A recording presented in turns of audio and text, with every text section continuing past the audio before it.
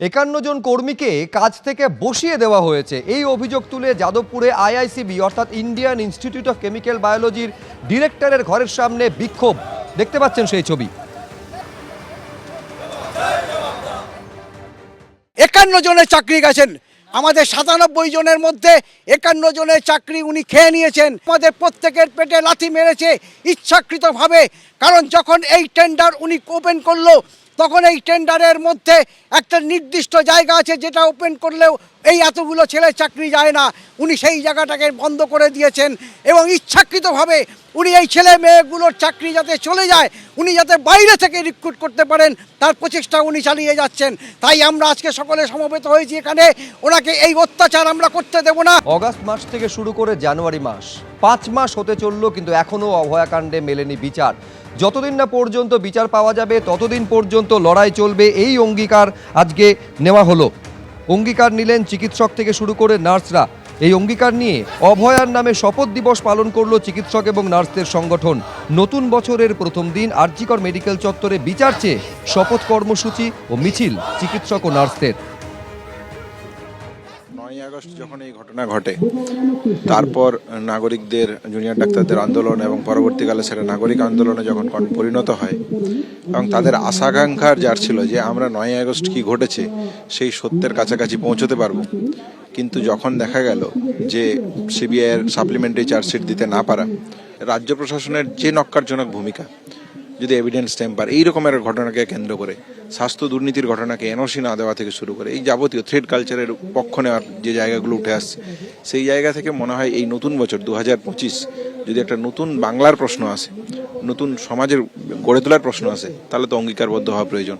সেই দিন থেকেই নতুন শপথ নাও। প্রাথমিকে নিয়োগ দুর্নীতির ইডির মামলায় আগামীকাল ইডির বিশেষ আদালতে চার্জ গঠনের শুনানি রয়েছে। তার আগে কেমন আছেন কালীঘাটের কাকু? আপনারা জানেন যে এর আগে কোর্টে আনার আগে হঠাৎই অজ্ঞান হয়ে পড়েন কালীঘাটের কাকু। তারপর সেখান থেকে তাকে এসএসকেএম হাসপাতালে নিয়ে যাওয়া হয়। তারপর কালীঘাটের কাকু সুজয় কৃষ্ণ ভদ্রর আইনজীবীদের অনুরোধে বেসরকারি হাসপাতাল বিএম বিড়লাতে তার নিয়ে যাওয়া হয়। প্রথম দিকে মনে করা হচ্ছিল, চিকিৎসকরা আশঙ্কা প্রকাশ করছিলেন যে হৃদযন্ত্রের কোনো সমস্যা হয়ে থাকতে পারে, স্ট্রোক হয়ে থাকতে পারে সুজয় কৃষ্ণ ভদ্রের, কিন্তু প্রাথমিক অনুসন্ধানে সেরকম কোনো বিষয় ধরা না পড়ায় এবার অ্যাপোলো হাসপাতালে নিয়ে আসা হয়েছে কালীঘাটের কাকুকে। সরাসরি কথা বলবো, সুকান্ত মুখোপাধ্যায় আমাদের প্রতিনিধি রয়েছেন। সুকান্ত, দেখো, কালীঘাটের কাকু আমরা জানি গত সোমবার আদালতের নির্দেশে তাকে আলিপুরের বিএম বিড়লা হাসপাতালে শিফট করানো হয়েছিল এবং সেখানে তার চিকিৎসা চলছিল। এবং হাসপাতাল সূত্রে যেটা খবর, যে প্রাথমিকভাবে তার পরিবার যেটা বলছিল যে হার্টের একটা সমস্যা তার রয়েছে, তার কারণ কিছুদিন আগেই তার বাইপাস সার্জারি হয়েছিল। কিন্তু তাকে ভেন্টিলেশনে রাখার পরে সাপোর্টিভ তাকে সমস্ত মেডিকেল ট্রিটমেন্ট দেওয়া হয় এবং একাধিক টেস্টের পরে কিন্তু একটা বিষয় সামনে এসেছে, তার হৃদরোগজনিত কোনো সমস্যা আপাতভাবে ধরা পড়েনি। তবে আজকে সকালে ফের যখন তার একাধিক টেস্ট হয়, সেখানেও কিন্তু একই রেজাল্ট আসার পরে হাসপাতালের তরফে সিদ্ধান্ত হয় যে তার এমআরআই করা প্রয়োজন, যাতে আর কোনো রকম তার শারীরিক সমস্যা রয়েছে কিনা। কিন্তু এমআরআই কোনো পরিকাঠামো স্বাভাবিকভাবে বিএম বিড়লা হাসপাতালে নেই। তার কারণে এই হাসপাতালটি মূলত হৃদরোগ স্পেশালিস্ট হিসেবে এই হাসপাতাল বা এই শিক্ষা প্রতিষ্ঠান চিহ্নিত। ফলত সেখান থেকে সিদ্ধান্ত হয় যে ভেন্টিলেশন থেকে তাকে সরাসরি নিয়ে যাওয়া হবে অ্যাপোলো হাসপাতালে এবং সেই মোতাবেক 5:30টার কিছু পরে তার অ্যাম্বুলেন্স প্রস্তুত করা হয়। জেল কর্তৃপক্ষের কাছে খবর যায়। তার কারণ হচ্ছে, যখন তাকে হাসপাতালে ভর্তি করানো হয়েছিল সেই সময় তিনি কিন্তু টেকনিক্যালি জেল কাস্টাডিতে ছিলেন এবং সেখান থেকে পুলিশের একটি কনভয় সরাসরি তাকে অ্যাপোলো হাসপাতালে নিয়ে আসে এবং ক্যামেরা অভিজিৎ দত্ত যে ছবি তোমাকে দেখাচ্ছে, Apollo institute of gastro science and liver এই ডিপার্টমেন্টে তাকে নিয়ে আসা হয়েছে এবং হাসপাতাল সূত্রে খবর যে আগামীকাল তার শারীরিক সমস্ত প্যারামিটার চেক করার পরে তার এখানে এমআরআই হবে কিনা বা তার কি কি শারীরিক সমস্যা রয়েছে সেগুলো তারা চেক করে দেখবেন। এটি মেডিকেল বোর্ড গঠন করা হবে এবং তারই তত্ত্বাবধানে সুজয় কৃষ্ণ ভদ্র ওরফে কালীঘাটের কাকুর কিন্তু মেডিকেল টেস্ট হবে এবং তার এই মুহূর্তে দাঁড়িয়ে কি শারীরিক সমস্যা রয়েছে সেটাকে তারা অনুধাবন করার চেষ্টা করবেন। তবে প্রায় সোমবার থেকে আজকে একেবারে দুপুরবেলা পর্যন্ত তিনি বিএম বিড়লা হাসপাতালে ছিলেন। সেখানকার হাসপাতাল সূত্রে যেটা জানা যাচ্ছে যে তার হৃদরোগজনিত কোনো সমস্যা আপাতভাবে না থাকলেও তার কিন্তু একটা উৎকণ্ঠা কাজ করছিল, যে উৎকণ্ঠা গতকাল বিকেলের পর অনেকটাই কমে গিয়েছে। তবে তার অন্যান্য কোনো সমস্যা রয়েছে এমনটাই কিন্তু সুজয় কৃষ্ণ ভদ্র নিজে জানিয়েছেন। তার কারণ সোমবার থেকে প্রায় গতকাল পর্যন্ত তার একটা তন্দ্রাচ্ছন্ন ভাব ছিল। আজকে সকালের পর থেকে কিন্তু তার যে স্বাভাবিক তার যে জ্ঞান অনেকটা তার ফিরেছে। তিনি তার মেয়ের সাথে বা পরিবারের সদস্যদের সাথে কথাও বলেছেন এবং সেখান থেকে পরবর্তীকালে তাকে মাল্টি স্পেশালিটি যুক্ত রয়েছে এমন কোনো পরিকাঠামো যুক্ত হাসপাতালে তাকে শিফটিংয়ের প্রয়োজন ছিল এবং সেই ক্ষেত্রে দাঁড়িয়ে পরবর্তীকালে তাকে অ্যাপোলো হাসপাতালে নিয়ে আসা হয়েছে এবং এখানেই তার কিন্তু এই মুহূর্তে ট্রিটমেন্ট চলছে। এবং যেটা তোমাকে বললাম যে আগামীকাল সম্ভবত একটি মেডিকেল বোর্ড গঠন হবে এবং তারপরেই আগামী পরবর্তী সময় চিকিৎসা কিভাবে এগোবে তার একটা রণকৌশল ঠিক করা হবে। একেবারে তার উপর সবটা নির্ভর করছে। আচ্ছা, এইখানে দর্শকদের একবার স্মরণ করিয়ে দেব, কোর্ট কিন্তু একথাও বলেছিল যে কালীঘাটের কাকু সুজয় কৃষ্ণ ভদ্রের যে হেলথ চেক আপ বা চিকিৎসা সংক্রান্ত যাবতীয় রিপোর্ট আগামীকাল কিন্তু কোর্টে প্রডিউস করতে হবে।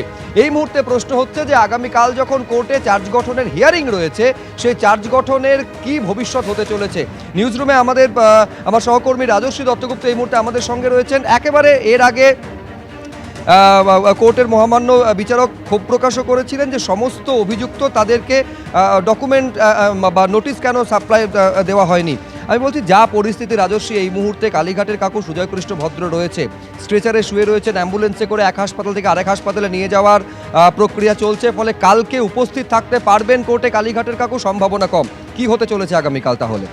শুভ্রজিৎ, একদমই তাই, সম্ভাবনা অত্যন্ত ক্ষীণ। কারণ আজকেও যে অবস্থা, একটা বেসরকারি হাসপাতাল থেকে আরেকটা বাইপাসের বেসরকারি হাসপাতালে তাকে স্থানান্তর করা হয়েছে এবং আরও কিছু চিকিৎসাজনিত পরীক্ষা নিরীক্ষার জন্যই এই স্থানান্তর করা। আমরা প্রথমে দেখেছিলাম যে এর আগের দিন যখন চার্জ গঠনের নির্দিষ্ট দিন ছিল, সেদিন তাকে কোর্টে আনার সময় তিনি অসুস্থ হয়ে পড়েন, আচ্ছন্ন এবং প্রায় অচেতন অবস্থায় তাকে এসএসকেএম হাসপাতালে ভর্তি করা হয় এবং আইসিইউতে রাখা হয়, ভেন্টিলেশনেও তিনি ছিলেন। তারপরে আরেকটা বেসরকারি হাসপাতালে তাকে স্থানান্তর করা হয়, সেখানে চিকিৎসার পর আজকে তাকে বাইপাসের পাশে আরেকটা বেসরকারি হাসপাতালে স্থানান্তর করা হলো। অর্থাৎ এটা তৃতীয় হাসপাতাল যেখানে চিকিৎসার কারণে গত কয়েকদিনের মধ্যে তাকে স্থানান্তর করা হলো। কিন্তু এখন বিষয় একটাই যে এই চার্জ গঠন কি হবে আগামীকাল, সেটা কিন্তু এখনো পর্যন্ত যা পরিস্থিতি তাতে অত্যন্ত ক্ষীণ সম্ভাবনা এবং চার্জ গঠনের একের পর এক দিন পেরিয়ে যাচ্ছে, চার্জ গঠন সম্ভব হচ্ছে না এবং চার্জ গঠন যতক্ষণ পর্যন্ত না সম্ভব হবে ততক্ষণ কিন্তু এই নিয়োগ দুর্নীতি মামলার বিচার প্রক্রিয়ার প্রথম যে ধাপ সেটাও শুরু করা সম্ভব হবে না। এই জন্যই চার্জ গঠন এতটাই জরুরি। আর চার্জ গঠনের অন্যতম শর্ত হচ্ছে সমস্ত অভিযুক্তকে সশরীরে হাজির থাকতে হবে আদালতে। এইটার জন্যই সেখানে কালীঘাটের কাকু সুজয় কৃষ্ণ ভদ্র বারবার তার অসুস্থতার কারণে হাজির হচ্ছেন না, হতে পারছেন না এবং তার ফলে চার্জ গঠন একের পর এক দিন পেরিয়ে যাচ্ছে। কালকে হয়তো তার মেডিকেল রিপোর্ট জমা পড়বে এবং আমরা দেখেছি যে এসএসকেএম বলেছিল তার হৃদরোগজনিত সমস্যা নেই। এরপরে আরেকটি যে বেসরকারি হাসপাতালে তিনি আজকে পর্যন্ত ছিলেন সেখানেও তার সেরকম কোনো সমস্যা নেই বলা হয়েছে, কিন্তু আরও কিছু মেডিকেল ইনভেস্টিগেশন আছে যেগুলো করার জন্য তাকে তৃতীয় হাসপাতালে আজকে স্থানান্তর করা হলো। বেশ রাজশ্রী, আপাতত তোমাকে ধন্যবাদ। নিঃসন্দেহে এইবারে প্রশ্ন হচ্ছে যে আগামীকাল সুজয় কৃষ্ণ ভদ্র সশরীরে যদি আদালতে উপস্থিত থাকতে না পারেন তখন বিচারক কি বলবে। নিঃসন্দেহে কালকে কোর্টে কি হয় সেদিকে নজর থাকবে।